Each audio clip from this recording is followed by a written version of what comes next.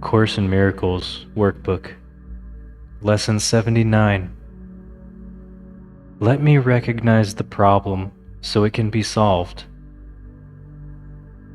A problem cannot be solved if you do not know what it is. Even if it is really solved already, you will still have the problem because you will not recognize that it has been solved. This is the situation of the world. The problem of separation, which is really the only problem, has already been solved. Yet the solution is not recognized because the problem is not recognized. Everyone in this world seems to have his own special problems. Yet they are all the same and must be recognized as one if the one solution that solves them all is to be accepted. Who can see that a problem has been solved if he thinks the problem is something else? Even if he is given the answer, he cannot see its relevance. That is the position in which you find yourself now. You have the answer, but you are still uncertain about what the problem is. A long series of different problems seems to confront you, and as one is settled, the next one and the next arise. There seems to be no end to them. There is no time in which you feel completely free of problems and at peace. The temptation to regard problems as many is the temptation to keep the problem of separation unsolved. The world seems to present you with a vast number of problems, each requiring a different answer. This perception places you in a position in which your problem solving must be inadequate, and failure is inevitable. No one could solve all the problems the world appears to hold. They seem to be on so many levels, in such varying forms, and with such varied content, that they confront you with an impossible situation. Dismay and depression are inevitable as you regard them. Some spring up unexpectedly, just as you think you have resolved the previous ones. Others remain unsolved under a cloud of denial and rise to haunt you from time to time, only to be hidden again but still unsolved. All this complexity is but a desperate attempt not to recognize the problem, and therefore not to let it be resolved. If you could recognize that your only problem is separation, no matter what form it takes, you could accept the answer because you would see its relevance. Perceiving the underlying constancy in all the problems that seem to confront you, you would understand that you have the means to solve them all, and you would use the means because you recognize the problem.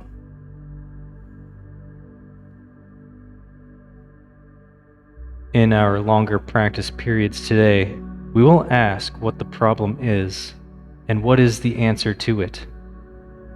We will not assume that we already know. We will try to free our minds of all the many different kinds of problems we think we have. We will try to realize that we have only one problem, which we have failed to recognize. We will ask what it is and wait for the answer. We will be told. Then we will ask for the solution to it, and we will be told.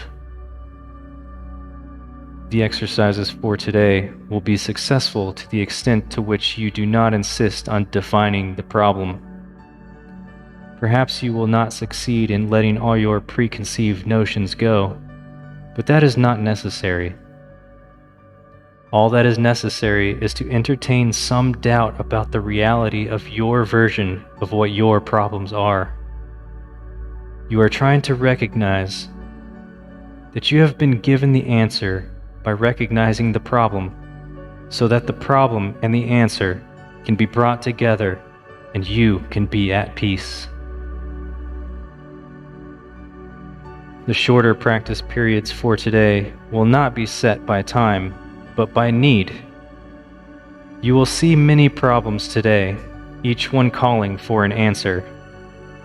Our efforts will be directed toward recognizing that there is only one problem and one answer. In this recognition are all problems resolved. In this recognition there is peace. Be not deceived by the form of problems today. Whenever any difficulty seems to rise, tell yourself quickly, "Let me recognize this problem so it can be solved." Then try to suspend all judgment about what the problem is. If possible, close your eyes for a moment and ask what it is. You will be heard and you will be answered.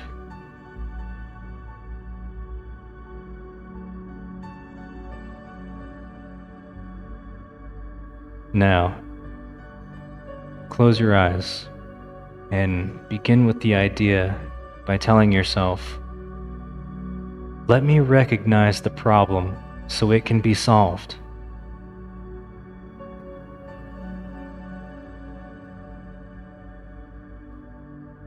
Try to free your mind of all the many different kinds of problems you think you have. Try to realize that you have only one problem, which you have failed to recognize. Ask what it is and wait for the answer.